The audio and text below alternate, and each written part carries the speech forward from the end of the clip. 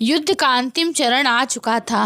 पांडव अपने शिविर में बैठे मौन और उदासी से भरे हुए थे। तभी श्री कृष्ण धीरे धीरे प्रवेश करते हैं। उनका मुखमंडल गंभीर, करुणा और सत्य के तेज लिए हुए था। पांडवों ने कहा, हे कृष्ण, ऐसा क्यों हुआ? कृष्ण कहते हैं, हे पांडवों, विजय केवल शस्त्र से नहीं होती। विजय तभी सार्थक है जब आत्मा का बोझ भी हल्का हो। आओ, आज मैं तुम्हें तुम्हारी भूलों का दर्पण दिखाऊं। कृष्ण युधिष्ठिर की ओर देखते हैं और कहते हैं, धर्मराज, तुम्हें सदा सत्य प्रिय कहा गया, न्याय प्रिय कहा गया, परंतु क्या यह धर्म था कि तुम जुए की क्रीड़ा में इतना लिप्त हो जाओ कि राज्य, भाई और यहाँ तक कि पत्नी तक को दांव पर लगा दो? युधिष्ठिर को वो समय याद आता है, दुर्योधन और शकुनी का षड्यंत्र, युधिष्ठिर का बार बार पासा फेंकना, खुद को हारते हुए देखना। श्री कृष्ण कहते हैं, हे युधिष्ठिर, अगर उस दिन तुमने विवेक से काम लिया होता तो यह विनाश का महासंग्राम ही न होता। युधिष्ठिर आंसू बहाकर कहते हैं, हे गोविंद, मुझे लगा था कि मैं धर्म की मर्यादा निभा रहा हूँ, पर आज समझ आया वह धर्म नहीं, मेरी कमजोरी थी। श्री कृष्ण अर्जुन की ओर मुड़ते हैं और कहते हैं, गांडीवधारी अर्जुन, तुम वीरों में श्रेष्ठ हो, पर क्या यह धर्म था कि द्रौपदी स्वयंवर में जब कर्ण ने धनुष उठाया, केवल उसके जन्म को तुच्छ समझकर उसका अपमान किया जाए? सभी को वो समय याद आता है जब कर्ण धनुष उठाते हैं, लोग स्तब्ध रह जाते हैं। द्रौपदी कह देती है, मैं सूत पुत्र से विवाह नहीं करूंगी। सभा में कर्ण का अपमान होता है। कर्ण की आंखों में जलते हुए आंसू और क्रोध होते हैं। श्री कृष्ण कहते हैं, याद रखो, किसी का आत्मसम्मान छीनना उसके प्राण छीनने से भी बड़ा अपराध है। वही अपमान आज इस युद्ध का बीज बना।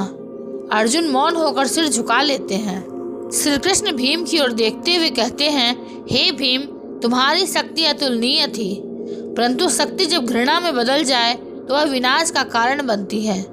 तुम्हारी शपथें, तुम्हारा प्रतिशोध, क्या यही धर्म था? जब द्रौपदी का अपमान हुआ, तुमने प्रतिज्ञा ली, दुर्योधन की जंघा तोड़ूंगा, दुशासन की छाती चीरकर उसका रक्त पीऊंगा।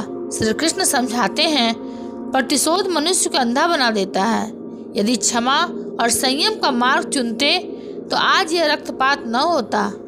भीम क्रोध में चुप रहते हैं, पर आंसुओं से उनकी आंखें भर जाती हैं। श्री कृष्ण नकुल और सहदेव को देखते हैं और कहते हैं, तुम दोनों ज्ञान और सौंदर्य में अद्वितीय थे, परंतु जब बड़े भाई युधिष्ठिर जुए में लिप्त थे, तुम मौन क्यों रहे? मौन भी पाप की भागीदारी है। सभा में दोनों छोटे भाई मौन खड़े थे। श्री कृष्ण ने समझाते हुए कहा, कभी कभी धर्म की रक्षा के लिए बड़े का विरोध करना भी आवश्यक होता है, पर तुमने चुप रहकर अधर्म को बल दिया। दोनों भाइयों की आंखें नीची हो जाती हैं। श्री कृष्ण द्रौपदी की ओर देखते हैं और कहते हैं, हे कृष्णा, तुम्हारा अपमान हुआ, यह सत्य है, परंतु उस दिन जब कर्ण ने दुर्योधन का साथ दिया, तब तुम्हारे कटु वचनों ने उसकी आत्मा को और भी विदीर्ण किया।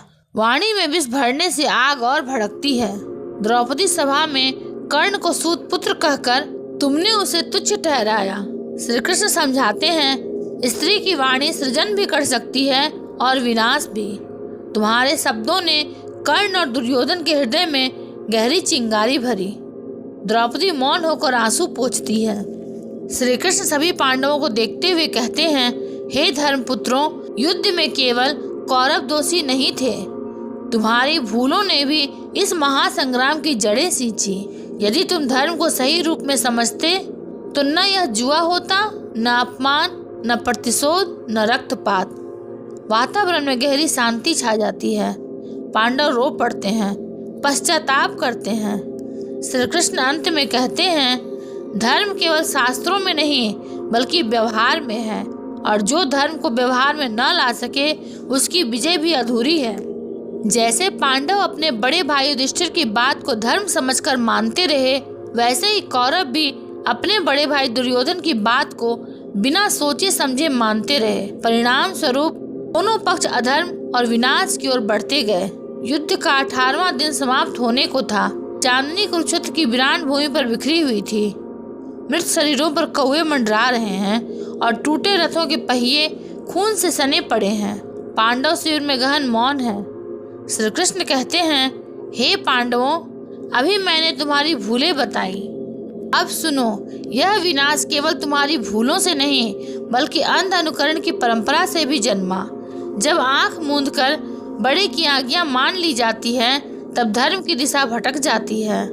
श्री कृष्ण युधिष्ठिर को देखते हुए कहते हैं, तुम्हारे छोटे भाई तुम्हें धर्मराज मानते थे। उन्होंने कभी तुम्हारे निर्णय पर प्रश्न नहीं उठाया। जुए की सभा में जब तुम बार बार हार रहे थे तब भी भीम, अर्जुन, नकुल और सहदेव मौन रहे। उन्होंने सोचा बड़े भाई जो कर रहे हैं वही धर्म है। पर क्या यह धर्म था? अंध भक्ति ने तुम्हें धर्म से दूर कर दिया। सत्य यह है कि जब बुद्धि कहे कि यह अधर्म है तब भाई या गुरु के आदेश का विरोध करना ही धर्म है। श्री कृष्ण पांडवों से कहते हैं, केवल तुम ही नहीं, कौरव भी इस दोष में डूबे रहे। दुर्योधन जब अधर्म के मार्ग पर चला तब उसके भाई दुशासन, विकर्ण और 100 कौरव आंख मूंद कर उसका अनुकरण करते रहे। उन्होंने कभी नहीं सोचा यह मार्ग धर्म का है या अधर्म का। दुर्योधन सभा में बैठा गर्व से दुशासन से कहता है, द्रौपदी को लाओ। दुशासन क्रोध से द्रौपदी को घसीटता हुआ ले आता है। विकर्ण धीरे धीरे कहता है, यह उचित नहीं, परंतु उसकी आवाज भीड़ में दब जाती है। श्री कृष्ण कहते हैं, यदि उस दिन कौरव भाई मिलकर दुर्योधन को रोक देते तो द्रौपदी का अपमान न होता और यह भीषण युद्ध कभी न होता। श्री कृष्ण आगे कहते हैं, अंध अनुकरण का दोष केवल भाइयों तक सीमित नहीं रहा। भीष्म पितामह, द्रोणाचार्य, कृपाचार्य ये सभी महान गुरु थे, परंतु जब दुर्योधन ने अधर्म का मार्ग चुना तो ये मौन रहे और उसी की आज्ञा का पालन करते रहे। सभा में भीष्म पितामह पीड़ा से सिर झुकाए बैठे रहे। द्रोणाचार्य अपने शिष्य अर्जुन को देख रहे थे पर कुछ नहीं कहे। कृपाचार्य चुपचाप खड़े थे। श्री कृष्ण कहते हैं, गुरु यदि शिष्य को धर्म का मार्ग न दिखा सके तो उसका मौन भी अपराध है। भीष्म पितामह और द्रोणाचार्य के मौन ने अधर्म को बल दिया। श्री कृष्ण समझाते हैं, धर्म केवल राजा और सेनापति का दायित्व नहीं होता। प्रजा, समाज, स्त्रियां और बुजुर्ग भी यदि अधर्म देखें और मौन रहें तो वे भी उसी पाप में सहभागी बन जाते हैं। हस्तिनापुर का समाज भी देखता रहा। कोई न बोला, कोई न उठा। सबने कहा, राजकुमार जो कह रहे हैं वही सही है। हस्तिनापुर के नागरिक आपस में चर्चा करते हैं पर कोई भी दुर्योधन का विरोध नहीं करता। श्री कृष्ण कहते हैं, मौन अधर्म का सबसे बड़ा सहायक है। श्री कृष्ण पांडवों को गहन दृष्टि से देखते हैं और कहते हैं, धर्म वह है जहाँ विवेक और न्याय की कसौटी हो। यदि बड़े की आज्ञा धर्म के विपरीत हो तो उसका पालन अधर्म है। पांडवों ने युधिष्ठिर का अंध अनुकरण किया, कौरवों ने दुर्योधन का अंध अनुकरण किया। परिणाम सबके सामने है, कुरुक्षेत्र की रक्त रंजित धरती। श्री कृष्ण की वाणी गंभीर होती है। सच्चा अनुकरण वही है जहाँ बुद्धि का प्रयोग हो। जो बिना सोचे समझे आज्ञा माने वह धर्म नहीं, विनाश है। कृष्ण कहते हैं, हे पांडवों, जान लो कि अंध अनुकरण ही इस महायुद्ध की दूसरी जड़ है। यदि तुमने युधिष्ठिर की गलतियों पर प्रश्न उठाया होता तो शायद यह युद्ध टल जाता। यदि कौरवों ने दुर्योधन को रोका होता तो आज यह रक्तपात न होता। धर्म वही है जहाँ आंखें खुली हों और हृदय निष्पक्ष, अन्यथा अंध अनुकरण मनुष्य को रसातल में ले जाता है। पांडव गहन मौन में डूब जाते हैं। उनकी आंखों में पश्चाताप के आंसू थे। हे पांडवों, अब जब अंध अनुकरण का दोष स्पष्ट हो गया, देखो कि सच्चा धर्म केवल आदेशों का पालन नहीं बल्कि विवेक, न्याय और हृदय की स्पष्ट दृष्टि में निहित है। आओ समझे धर्म का सच्चा मार्ग। श्री कृष्ण युधिष्ठिर की ओर देखते हुए कहते हैं, धर्म वही है जिसमें बुद्धि का प्रयोग हो। जब मनुष्य सोच समझकर निर्णय करता है तभी उसका मार्ग धर्म के अनुरूप होता है। बड़ा भाई होने का आदेश सभी पर सही नहीं होता बल्कि विवेक ही निर्णय का आधार है। सभा में युधिष्ठिर के निर्णय के बाद भीम और अर्जुन ने चुप रहकर अनदेखा किया। कल्पना कीजिए, अगर उन्होंने विचार पूर्वक प्रश्न उठाया होता शायद द्रौपदी का अपमान न होता। श्री कृष्ण निष्कर्ष देते हैं, सच्चा अनुकरण वही है जो बुद्धि और विवेक से परिपूर्ण हो, अंध आज्ञा पालन नहीं। श्री कृष्ण पांडवों से कहते हैं, धर्म वह है जो न्याय और निष्पक्षता की कसौटी पर खरा उतरे। यदि बड़े की आज्ञा अन्याय करती हैं तो उसका पालन अधर्म है। अर्जुन अपने मन में सोचता है, क्या बड़े भाई का आदेश सत्य और न्यायपूर्ण है? भीम अपने क्रोध और प्रेम के बीच संतुलन साधते हैं। श्री कृष्ण बताते हैं, धर्म में निष्पक्षता आवश्यक है। केवल आदेश का पालन करना पर्याप्त नहीं, हृदय और विवेक से निर्णय लेना ही धर्म है। सच्चा धर्म वह है जिसमें साहस हो। कभी कभी दूसरों के विरोध में खड़े होना पड़ता है।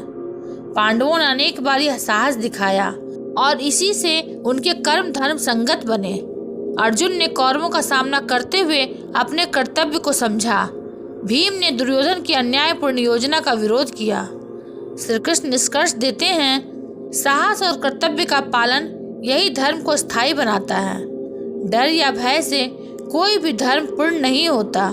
धर्म में गुरु का मार्गदर्शन अनिवार्य है, परंतु गुरु भी यदि सत्य और न्याय की दृष्टि खो बैठे तो शिष्य को स्वयं विवेक के साथ निर्णय करना होता है। द्रोण और भीष्म का परिप्रेक्ष्य दिखाते हुए यदि वे अधर्म को रोकने की हिम्मत दिखाते, युद्ध इतना भयानक न होता। श्री कृष्ण कहते हैं, गुरु मार्गदर्शन देता है पर शिष्य की आंखें खुली और हृदय निष्पक्ष होना आवश्यक है। यही धर्म का सच्चा मार्ग है। श्री कृष्ण पांडवों से कहते हैं, धर्म केवल राजा या योद्धा का दायित्व नहीं, समाज और परिवार को भी सत्य और न्याय का पालन करना चाहिए। यदि प्रजा, स्त्रियां, बुजुर्ग अधर्म देख मौन रहें तो अधर्म को बल मिलता है। धर्म का मार्ग सामूहिक चेतना से भी मजबूत होता है। हस्तिनापुर के नागरिक सोचते हैं, क्या हम सही कर रहे हैं? कुछ उठकर विरोध करते तो अधर्म की जड़ कमजोर होती। श्री कृष्ण पांडवों की आंखों में देखते हुए कहते हैं, धर्म की राह में आत्मनिरीक्षण अनिवार्य है। अपने निर्णय, अपने कर्तव्य और अपने हृदय की परीक्षा लो। जब मनुष्य स्वयं सत्य और न्याय की कसौटी पर खड़ा होता है तभी उसका मार्ग सच्चा धर्म बनता है। पांडव गहन चिंतन में डूबते हैं। श्री कृष्ण निष्कर्ष देते हैं, सत्य, न्याय, साहस, विवेक और निष्पक्षता यही धर्म का सच्चा मार्ग है। अंध अनुकरण से बचो, बुद्धि और हृदय से निर्णय लो और जीवन को धर्म पूर्ण बनाओ। दोस्तों, आज मेरी तबीयत और पूजा में उपवास के कारण मैं कहानी पूरी शक्ति के साथ नहीं सुना पाई। आशा है आपको पसंद आएगी। आपका प्यार और आशीर्वाद बना रहे। अगर आपको यह वीडियो अच्छा लगा हो तो इसे लाइक, शेयर और सब्सक्राइब अवश्य करेंगे। ये महाभारत सिर्फ युद्ध की नहीं, जीवन के ज्ञान की कहानी है। मिलेंगे अगले प्रसंग के साथ, तब तक के लिए धन्यवाद।